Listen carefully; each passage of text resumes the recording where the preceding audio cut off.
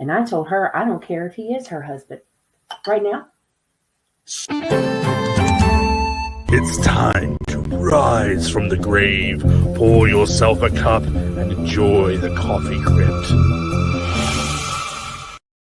Voices from the Mausoleum is brought to you by the You Run Podcast Network and yourunpodcast.com.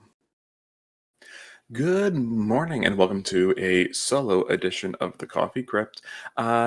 It's been a week, guys, and something that's been on my mind is why do we turn to horror when we need a little bit of comfort?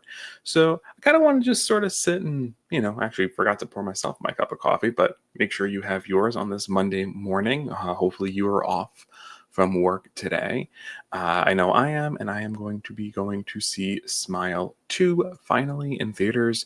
I did get a chance to see Heretic. It was fun. I enjoyed it. It was, I don't know, like great performances, great suspense. But, I wish they sort of like went a little somewhere new with a lot of the religious rhetoric and theories and debates that were held in the movie. Like it had some cool ideas, but nothing, we hadn't really heard before in film. So, but still a good time. I think Hugh Grant's a great villain. So that was enjoyable for that alone.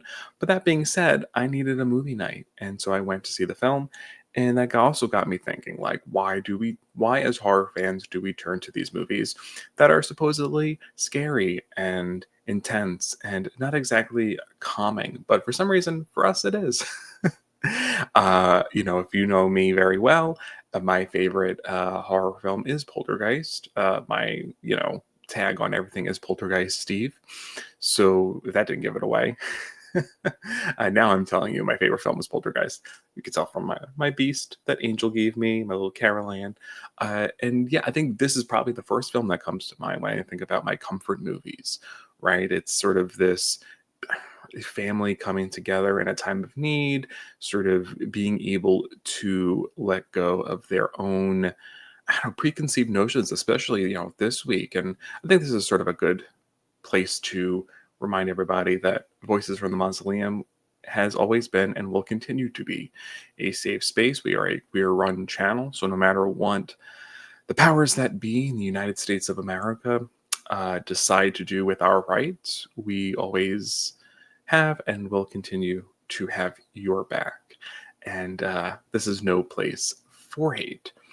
And Angel's going to post something as well. We are actually have left Twitter, X, whatever. The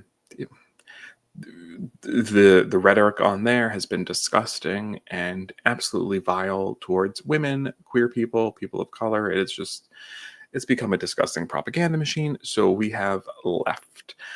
We are on Blue Sky and Threads at the moment. So unless those go south, that is where you will find us in addition to our channel.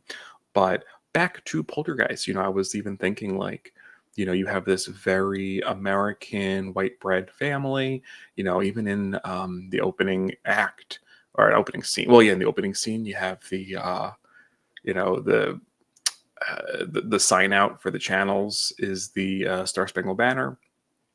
When Steve and Diane are alone in their room, he's reading like a book about Reagan. So very much like white bread, America, white picket fence, tips, 80s, Reagan Republicans, kind of family.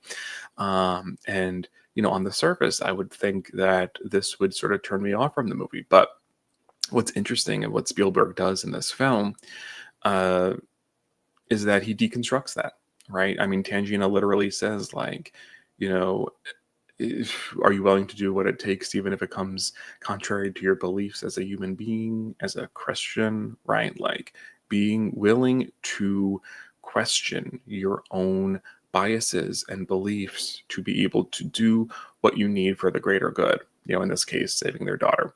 So I think that sort of steadfast ability that the Freelings have to put that stuff aside, to put their fears aside, do what they need to do to get their daughter, and get the hell out of the white bread, white picket fence suburban town with all this underbelly, right, of like capitalistic ick, right? The whole, move the bodies, who cares about people sort of rhetoric, and how bad that is and how destructive that was to Cuesta Verde. So anyway, that aside, it's a comfort film, I think, on that level. But then I think, horror in general, it's sort of this overcoming. I mean, and obviously not every film has a happy ending, so I don't think we necessarily need a happy ending to find the film as a comfort. Think about movies like Saw, right? Those are intense, yet somehow very comforting. And I wonder if it's part of it is because we've watched these movies so many times that there's a predictability versus like if you go see a new movie, you don't know what you're going to get yet. But especially your favorites, we turn to that. We know the script, we know the twists, we know the performances, and we find enjoyment and comfort in that. But then as I was sitting watching Heretic too, like, say what I will about, some of the things I didn't love about the movie, there is something comforting about sitting there, the tension, the thrills, it's happening off, on screen. We're not invested in the way, like, it's not our rights, it's not our life that's on the line, it's someone else's, right? There is this catharsis of like, having, I think about like thrill rides or people who like to skydive, right? We do these things because, we know we're going to be okay at the end. And I think that's a big piece of why we find comfort in these movies. So I would say Poltergeist is definitely a big one.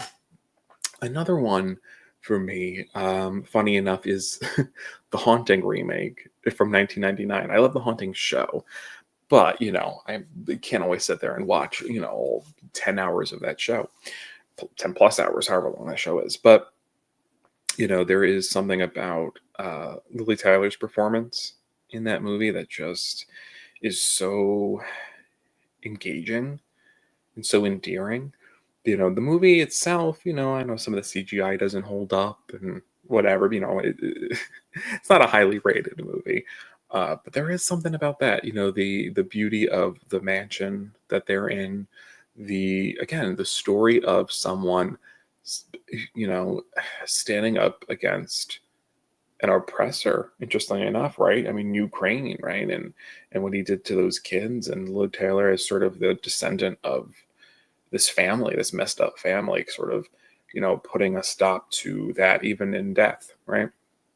It's just something so, I think, cathartic. And I've not watched it yet this week, but I definitely plan on putting it on. I have the 4K special edition. I gotta throw that on. But yeah, and then I think obviously, the classics, your Halloweens, your Friday the 13th, your Nightmare on Elm Streets, right? This sort of overcoming a bigger evil is just something so, the final girl trope. I mean, listen, there's a time for our final girls to rise. It's now. And, it's interesting, right? That the final girl trope sort of comes up in a post Roe v. Wade society, right? I think we tend to sit there and think like, keep politics, all that out of horror, but it's always there. It's always been there. Look at Black Christmas, right? And sort of the inciting sort of character drama of that is a character considering an abortion, right? And sort of this under kind of current that runs through, and then this sort of male figure harassing the women on the phone, and yeah, I think especially these days, right? That sort of rings pretty true now. And I know they try to like kind of go a different way with the remakes. I mean, the '06 remake is fun, but I mean, it's, and then the new remake, I again appreciating what they went for, but but again, these messages, right? I think, but then I also wonder, right? People tend to go hard against the films that are a little more explicit in their message, but I mean, if you really look at it, I mean, these films have kind of always been like that, right? And so, some movies are a little more on the nose with it than others. But this like visceral reaction against it is pretty stark. I think it's a very stark difference in today's climate. So that being said, so you got Poltergeist, you got The Haunting, 1999, and then some other kind of oh yeah, and then Halloween would be another comfort movie for me. And then I'm trying to even think what else. There's like I'm like of course now that I'm sitting and thinking about it, it's like I'm struggling coming up with a couple more. But yeah, no, I just sort of want to come on and just sort of talk about why I think horror tends to be a beautiful genre to sort of get comfort in, especially when times are a little bit tough for us. And also just yeah, again, like I said, to reiterate that Voices from the Mausoleum will always be a safe space. We will stand against hate and discrimination and injustice, and no matter what the powers that be say, we have your back. Me and Angel always will. So that being said, I hope you all have a wonderful, wonderful Monday morning, and we will see you next time on the Coffee Crypt. Take care.